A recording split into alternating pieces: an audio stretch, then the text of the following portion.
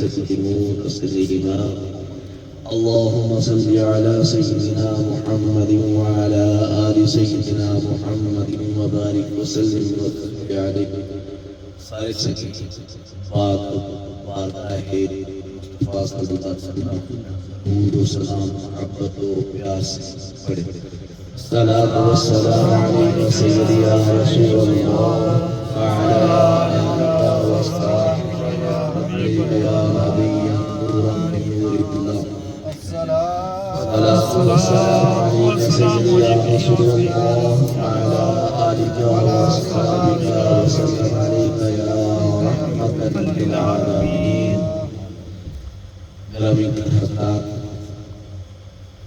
اللہ رب العالمین کا کروڑہا شکر کہ اس نے ہمیں دیار غیر میں اپنے اور اپنے محبوب صلی اللہ علیہ وسلم کے ذکر عبادت کی سعادت کا واقعہ عطا فرمائے۔ نبی عالم صلی اللہ علیہ وسلم کی خدمت اقدس میں کروڑہا درود و سلام جن کی غلامی کا پٹا اللہ رب العالمین نے ہمارے گلوں میں رکھا۔ گرامی قدر حضرات، یہ ماہ مبارک ماہ ربیع الاوس کے نام سے اہل سنت والجماعت میں مشہور ہے، اور یہ ماہ مبارک اختتام کی طرف بڑھ رہا ہے۔ یوں تو پورا سال ہی سیدنا غوث پاک رضی اللہ تعالیٰ عنہ آپ کے تذکرے ہوتے رہتے ہیں۔ عاشقان رسول صلی اللہ علیہ وسلم ہر ماہ کی 11ویں تاریخ کو آپ کی نسبت سے ختم پاک 11ویں شریف کا اہتمام فرماتے ہیں۔ چونکہ ماہ ربیع الثانی شریف میں آپ کا وصال ہوا، اس لیے اللہ کے رسول صلی اللہ علیہ وسلم فرماتے ہیں کہ جب کوئی اللہ کا ولی دنیا کے اندر موجود ہوتا ہے تو اس کی روحانی قوت و طاقت کا یہ عالم ہوتا ہے کہ جب کوئی اس کا غلام اس کے پاس بیٹھ کر اپنے دل کے اندر کوئی سوچ پیدا کرتا ہے، اللہ کا ولی اس کی دل کی کیفیت کو جان جاتا ہے۔ اور یہی اللہ والے جب دنیا سے پردہ فرما جاتے ہیں تو میرے آقا کریم صلی اللہ علیہ وسلم نے فرمایا کہ ان کی روحانی تجلیات کا یہ عالم ہوتا ہے کہ یہ قبر کے اندر بیٹھ کر پوری دنیا کو ملاحظہ فرما رہے ہوتے ہیں۔ گرامی قدر حضرات، ہمارے قبلہ بڑے حضرت صاحب رحمۃ اللہ علیہ آپ فرمایا کرتے تھے کہ ہمارے مریدین دنیا بھر میں موجود ہیں، ہم رات کو اس وقت تک آرام نہیں کرتے جب تک کہ اپنے تمام مریدوں کو ایک نظر سے دیکھ لیں۔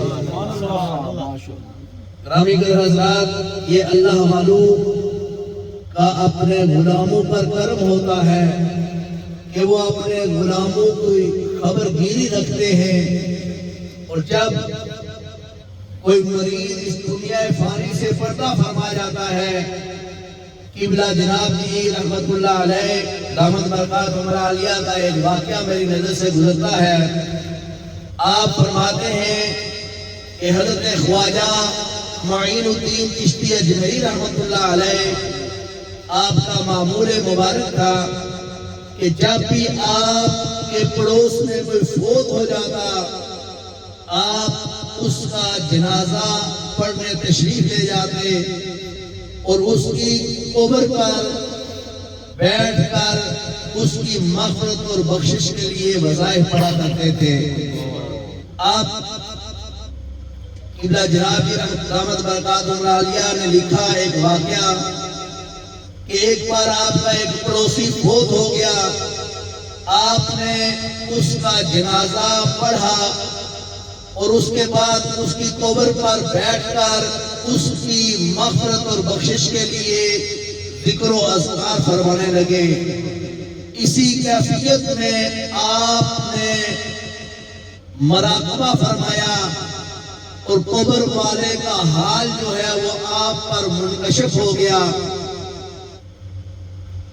حضرت معین الدین چشتی اجمیری رحمت اللہ علیہ نے قبر کے اندر اس مریض کی جو کیفیت دیکھی، آپ کا چہرہ اقدس متغیر ہو گیا، آپ اٹھ کر 4 قدم پیچھے ہٹے۔ حضرت خواجہ بختیار کاکی رحمت اللہ علیہ جو آپ کے خلیفہ مجاز ہیں، آپ کے ساتھ تشریف فرما تھے۔ آپ نے دیکھا کہ سیدنا معین الدین چشتی اجمیری رحمت اللہ علیہ کا رنگ جو ہے وہ متغیر ہو گیا، اور اس کے بعد کچھ وقت کے بعد جب آپ کی طبیعت مبارک بحال ہوئی تو حضرت خواجہ بختیار کاکی رحمت اللہ علیہ نے خدمت اقدس میں عرض کی کہ حضور آج یہ عجب معاملہ دیکھا ہے کہ آپ نے قبر پر جب مراقبہ فرمایا اس کے بعد آپ کی کیفیت یکدم چینج ہو گئی، اور 5 منٹ کے بعد آپ اپنی حالت پر واپس پلٹے۔ تو آپ رحمت اللہ علیہ نے فرمایا کہ یہ بیعت کا معاملہ بھی بڑا مشکل ہوتا ہے، جس کو بیعت کیا جاتا ہے پھر اس پر نظر رکھنی پڑتی ہے، چاہے وہ دنیا میں ہو یا دنیا سے پردہ فرما چکا ہو۔ ہم نے دیکھا کہ یہ جو قبر کے اندر مردہ دفن کیا گیا ہے، یہ میرے پیر و مرشد حضرت عثمان ہاروانی رحمت اللہ علیہ کا مریض تھا۔ اب جب فرشتوں نے آ کر قبر میں اس کو سوال و جواب کیا تو وہ قبر کے سوالوں کا جواب نہ دے سکا۔ فرشتوں نے اس کے لیے جہنم کا حکم صادر فرمایا۔ اتنی دیر میں حضرت خواجہ عثمان ہاروانی رحمت اللہ علیہ تشریف لے کر آئے اور فرمایا اے فرشتوں اس میرے مرید سے دور ہٹ جاؤ، یہ میرا غلام ہے۔ فرشتوں نے کہا کہ حضور اس کو قبر کے سوالوں کے جواب ہی نہیں آتے ہیں، لہذا اس کے لیے آپ سفارش نہیں کر سکتے۔ آپ نے فرمایا کہ چونکہ یہ دنیا میں اللہ اور رسول کے احکامات سے دور رہا، پر کیا کروں، اس نے اپنا دامن میرے ہاتھ میں دے رکھا تھا، میری مجبوری ہے۔ جیسے آپ اس کے لیے سوال و جواب کا نہ ملنے پر جہنم کی طرف لے کر جا رہے ہیں، اسی طرح اس کو جہنم سے بچانا جو ہے یہ میری مجبوری ہے کہ یہ میرا غلام ہے۔ تو اس وقت حضرت خواجہ معین الدین چشتی اجمیری رحمت اللہ علیہ فرماتے ہیں کہ کشف کی کیفیت میں نے دیکھا کہ احکام الہی کے ذریعے آواز آئی کہ اے فرشتوں اسے چھوڑ دو، یہ میرے محبوب ولی کا غلام ہے۔ تو گرامی قدر حضرات، یہ جو بیعت ہوتی ہے کسی ولی کے ہاتھ میں جب ہم ہاتھ دیتے ہیں تو اس وقت ہم اپنے آپ کو ان کی حفاظت میں دے دیتے ہیں، اور اللہ کے ولی جو ہوتے ہیں وہ ہر لمحہ ہمیں ملاحظہ فرماتے رہتے ہیں۔ یہ جو بڑے عزیز صاحب رحمت اللہ علیہ نے فرمایا کہ ہم اپنے مریدوں کو ہر لمحہ دیکھ رہے ہوتے ہیں، یہ ہمارے لیے بھی لمحہ فکریہ ہے کہ مریدین ہر وقت اپنا محاسبہ کریں، اپنے پر توجہ اور دھیان دیں، کیونکہ ان کے طاقت میں ان کے پیر و مرشد کی نظر رہتی ہے۔ اگر وہ اچھے اعمال کی طرف متوجہ ہوتے ہیں تو پیر و مرشد کی نگاہ لطف و کرم سے مالا مال ہوتے ہیں، اور جب کوئی مرید کسی وقت جو ہے کسی کیفیت میں کوئی گناہ اور برائی کی طرف جاتا ہے تو پیر و مرشد اس وقت پریشانی کے عالم میں اس کے لیے اللہ کی بارگاہ میں دعا فرماتے ہیں۔ اس لیے یہ ہمارے لیے بھی لمحہ فکریہ ہے کہ ہمیں بھی ہر لمحہ اپنا محاسبہ کرنا چاہیے۔ سیدنا غوث پاک رضی اللہ تعالیٰ عنہ، آپ کا مقام وراء الورا تھا، آپ سید الاولیاء تھے۔ اللہ رب العالمین نے آپ کو وہ مقام و منزلت اور وہ مرتبہ عطا فرمایا ہوا تھا کہ میرے آقا نبی کریم صلی اللہ تعالیٰ علیہ وسلم نے فرمایا کہ اولیاء امتی و انبیاء بنی اسرائیل، جیسے بنی اسرائیل کے انبیاء کا مقام ہے ویسے ہی میری امت کے اولیاء کا مقام ہے۔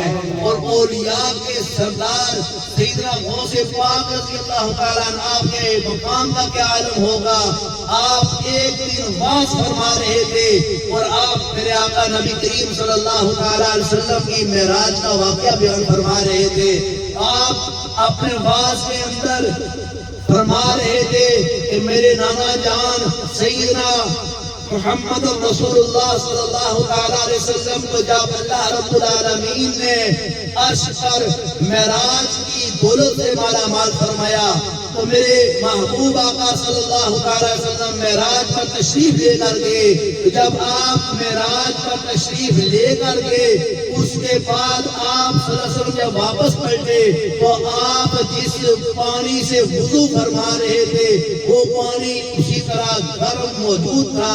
جس دروازے سے نکل کر آپ معراج کی رات تشریف لے کر گئے اس دروازے کی جو کنڈی ہے وہ اسی طرح حرکت کر رہی تھی تو پاس سے جو ہے ایک یہودی گزرا اور اس نے ذہن میں سوچا کہ دیکھیں جو ہے یہ کیسے ممکن ہو سکتا ہے کہ معراج پر وہ اللہ کی بارگاہ میں گئے۔ یہ کم و پیش بتا رہے ہیں کہ 27 سال کا سفر تھا اور 27 سال کا سفر طے کر کے جب واپس آئے تو کنڈی بھی ہل رہی ہے، پانی بھی گرم ہے، بستر بھی گرم ہے، تو وہ آپ کا مذاق اڑاتے ہوئے نکل گیا کہ یہ جھوٹ بول رہے ہیں۔ حالانکہ سیدنا غوث پاک رضی اللہ تعالیٰ عنہ آپ کے مجمع کا یہ عالم ہوتا تھا کہ جب آپ مجمع سے خطاب فرما رہے ہوتے تھے تو لاکھوں کا مجمع ہوتا تھا جو دور تک ہوتا تھا، تو کسی نے اس بات کو سنا نہیں، پر سرکار غوث پاک نے کشف کی آنکھ سے اس کے یہ الفاظ ملاحظہ فرمائے اور آپ نے فرمایا کہ اچھا تو کہتا ہے کہ یہ ممکن نہیں ہے، ابھی میں تجھے منوا دیتا ہوں کہ ممکن ہے یا نہیں ہے۔ وہ یہودی اپنے گھر گیا اور جا کر اپنی بیوی کو کہنے لگا کہ میرے لیے کھانا لگا دو۔ بیوی نے کہا کہ چونکہ سالن ٹھنڈا ہے ابھی میں اسے گرم کرتی ہوں، تھوڑا ٹائم لگے گا، آپ اتنی دیر میں یہ گڑھا اٹھائیں اور دریا سے پانی بھر کر لے آئیں۔ وہ گڑھا اٹھا کر دریا پر پانی بھرنے کے لیے جاتا ہے، پانی بھرنے کے لیے جب دریا پر پہنچتا ہے وہاں جا کر وہ گڑھا رکھتا ہے اور اس کا دل کرتا ہے کہ کیونکہ میں دریا پر آ گیا ہوں تو میں کیوں نہ غسل کر لوں۔ وہ غسل کرنے کے لیے دریا کے اندر ڈبکی لگاتا ہے، جب ڈبکی لگاتا ہے جب باہر نکلتا ہے تو دوسرے کنارے پر جب ادھر سے گیا تھا تو مرد تھا، جب ادھر دوسرے کنارے سے نکلا تو وہ عورت بن چکا تھا۔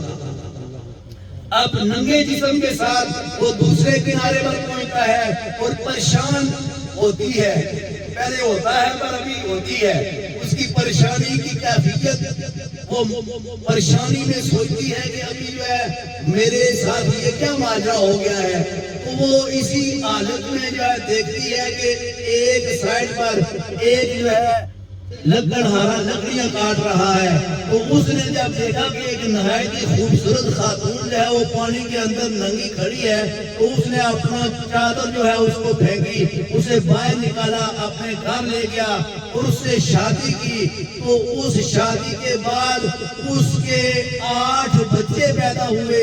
8 بچے پیدا ہونے کے بعد ایک دن پھر اس نے سوچا کہ جاؤں دریا کے کنارے جا کر غسل کر آؤں۔ پھر وہ واپس دریا کے کنارے آتی ہے 8 سال کے بعد، اور 8 سال کے بعد آ کے دریا میں ڈبکی لگاتی ہے۔ جب ڈبکی لگانے کے بعد باہر نکلتی ہے تو دوسرے کنارے پر جہاں گڑھا رکھا تھا وہ گڑھا وہاں موجود ہوتا ہے. اب وہ عورت جو ہے مرد بن جاتی ہے اور دوسرے سائڈ پر جا کے گڑھا اٹھاتی ہے, آگے بھی یہ دیکھتی ہے کہ کسی نے مجھے دیکھا تو نہیں, تو کپڑے پہنتی ہے, پانی بھرتی ہے اور باقی گھر جاتا ہے.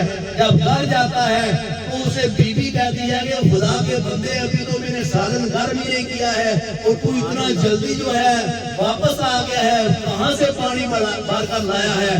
تو وہ کہتا ہے پانی تو میں دریا سے بھر کر لایا ہے. وہ سوچتا ہے کہ شاید اس کو کوئی پتہ ہی نہیں ہے کہ میں 8 سال گزار کے آیا ہوں, 8 بچے پیدا کر کے آیا ہوں. وہ بیوی کہتی ہے اچھا بھی ٹھہرو, سالن گرم ہوتا ہے, میں تمہیں روٹی رکھتی ہوں. تو وہ کہتا ہے اچھا تم سالن گرم کرو, میں ذرا ایک کام کر کے آتا ہوں. اور بھاگا جاتا ہے تو آگے کیا دیکھتا ہے کہ سرکار غوث پاک رضی اللہ عنہ آپ خطاب فرما رہے ہوتے ہیں کہ میرے نانا جان جو ہے وہ معراج کی رات عرش پر تشریف لے کر کے آپ نے 27 سال کا سفر طے کیا, فرشتوں کو ملاحظہ کیا, جنت و دوزخ کو ملاحظہ کیا.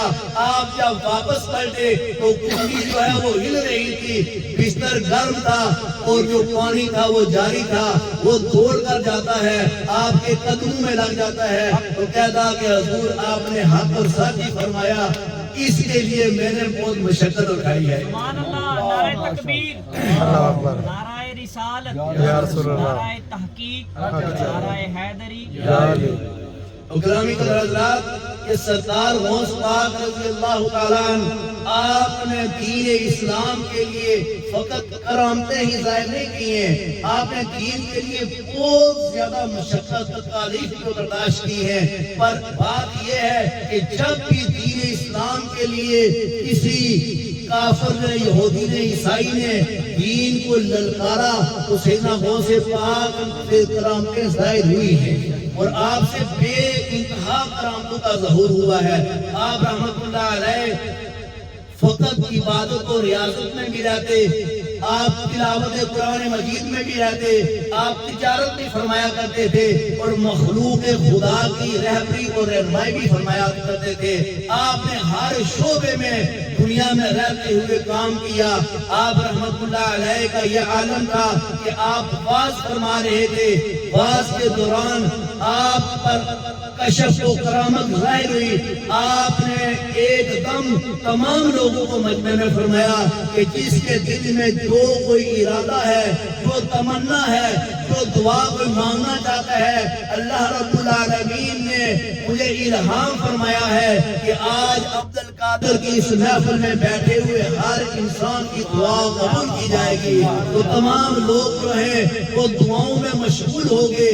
آپ رحمت اللہ علیہ تمام جب دعائیں کرنے لگے تو کچھ دیر کے بعد سب نے دیکھا کہ سرکار غوث پاک رضی اللہ تعالیٰ عنہ اپنے ایک مریض کے سامنے کھڑے ہیں اور آپ اس کے سامنے ہاتھ باندھ کر کھڑے ہیں, عبادت کھڑے ہیں. تو لوگوں نے کہا حضور یہ تو ایک ادنا سا غلام ہے, آپ اس کے سامنے اتنے عبادت ہو کر کھڑے ہیں. تو آپ رحمت اللہ علیہ نے فرمایا کیونکہ میں نے کہا تھا کہ جس کے دل میں جو تمنا ہے, جو دعا ہے, وہ قبولیت کا وقت ہے.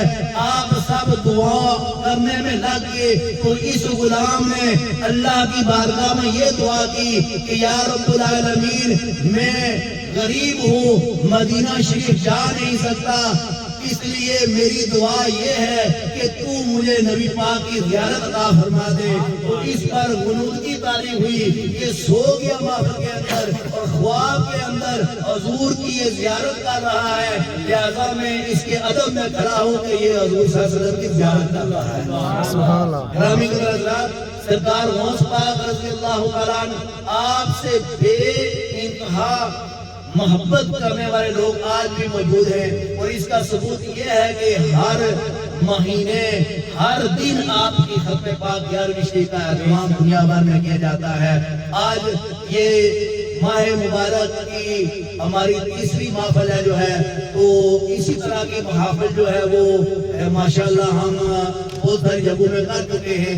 تو آپ سب بھی اسی محبت یقین اور ایمان کے ساتھ سرکار غوث پاک رضی اللہ تعالیٰ عنہ کی محفل بارگاہ میں اپنے لیے دعا کریں. انشاءاللہ تعالیٰ آپ کی دعاؤں کو آج جو ہے شفع قبولیت کا مقام حاصل ہوگا.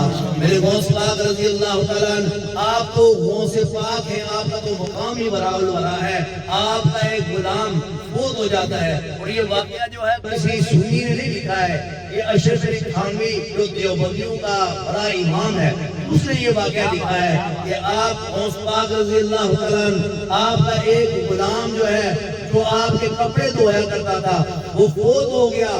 اور فوت ہو گیا جب فرشتے قبر میں اس سے سوال جواب کرنے لگے تو فرشتے نے کہا من ربو کا، تیرا رب کون ہے؟ اس نے جواب دیا میں غوث پاک کا دھوبی ہوں. اب فرشتے نے کہا کہ غوث پاک کے دھوبی اور رب کے سوال کا جواب یہ تو بنتا نہیں ہے. انہوں نے کہا ما دینوں کا، بتاؤ تمہارا دین کیا ہے؟ پھر اس نے جواب دیا میں غوث پاک کا دھوبی ہوں. تینوں سوال جو قبر کے ہیں اس نے نہیں دیے، وہ بار بار یہی کہتا میں غوث پاک کا دھوبی ہوں. تو جب یہ بات فرشتے اللہ کی بارگاہ میں لے کر گئے تو اللہ رب العالمین نے فرمایا کہ فرشتوں دیکھو تو صحیح وہ کس کے ساتھ اپنی نسبت چھوڑ رہا ہے. اگر غوث پاک کا دھوبی ہے تو جس رب کو غوث پاک مانتے ہیں اسی رب کو یہ بھی مانتا ہے، لہذا اس کی معافی فرما دی جائے. وہ اشرف علی تھانوی لکھتا گیا کہ وہ بار بار اس لیے کہہ رہا تھا کہ میں غوث پاک کا دھوبی ہوں کہ تمہیں یہ نہیں پتا ہے کہ غوث پاک کتنے بڑے اللہ کے ولی ہیں. وہ جو ان کی بارگاہ میں آ گیا اللہ نے اس کو بخش دیا، اس کو تعلیم سے مالا مال کر دیا. تو کیا ان کے دھوبی کو نہیں پتا ہے کہ رب کون ہے اور رسول کون ہے؟ تو مجھ سے سوال کرنے کا تمہارا مطلب ہی نہیں بنتا ہے. تو یہ ایک اس کا اپنا محبت کا انداز تھا. جب خود سرکار غوث پاک رضی اللہ تعالیٰ عنہ آپ اس دنیا سے پردہ فرما گئے تو کسی نے خواب میں دیکھا تو آپ رضی اللہ عنہ قبر میں جب فرشتے آپ سے سوال کرنے آئے تو انہوں نے کہا آپ بتائیں گے آپ کس دین پر ہیں، آپ کا رب کون ہے؟ تو آپ نے فرمایا کہ اچھا فرشتوں آپ مجھ سے پوچھتے ہو کہ میرا رب کون ہے، ذرا مجھے یہ تو بتاؤ کہ جب آدم علیہ السلام کو اللہ رب العالمین نے پیدا فرمایا اور تم سب فرشتوں کو حکم دیا کہ آدم علیہ السلام کو سجدہ کرو تو تم نے یہ کیوں کہا تھا کہ یہ آدم علیہ السلام یہ دنیا میں جا کر فتنہ و فساد کریں گے؟ اے رب العالمین کو کیوں پیدا کرتا ہے؟ انہیں دنیا میں جا کے فتنہ اور فساد ہی کرنا ہے. کیا یہ بتاؤ کہ تم فرشتے تھے، تمہیں پتا تھا، رب کو نہیں پتا تھا کہ یہ دنیا میں فتنہ فساد کرتے ہیں اور پھر اس نے باوجود اس کے پیدا فرما دیا؟ تو فرشتے نے کہا آپ ہمارے سوال کا جواب دیں، آپ ہم سے سوال کرنے لگے ہیں. آپ نے فرمایا پہلے میرے سوال کا جواب دو اس کے بعد میں تمہیں جواب دوں گا. تو فرشتے کہنے لگے کہ حضور اللہ کو تو پتا تھا. تو آپ نے فرمایا پھر تم نے کیوں جو ہے یہ کہا کہ یہ دنیا میں فساد کریں گے؟ جاؤ پہلے رب سے پوچھ کر آؤ کہ جو ہے تمہیں پتا نہیں تھا اس بات کا جو تم فرشتے سے پوچھ رہا تھا. تو جب وہ فرشتے اللہ کی بارگاہ میں گئے تو اللہ رب العالمین نے فرمایا فرشتوں یہ میرا محبوب ولی ہے، اس لیے آپ ان سے کہہ دیں کہ نہ آپ ہم سے سوال کریں نہ ہم آپ سے سوال کرتے ہیں. اللہ رب العالمین نے آپ کو وہ مقام، وہ فضیلت، وہ مرتبہ عطا فرمایا تھا. یہ تو سبق کے لیے چند باتیں ہیں. غوث پاک کی تعلیمات جو ہے اس کے علاوہ اگر آپ نے کم از کم 95 سال اس دنیا میں زندگی ظاہری حیات گزاری ہے تو آپ کا ہر لمحہ ہر گھڑی جو ہے انسانیت کے لیے رہنمائی اور تعلیم و تربیت کا مرکز ہے. وآخر دعوانا الحمدللہ.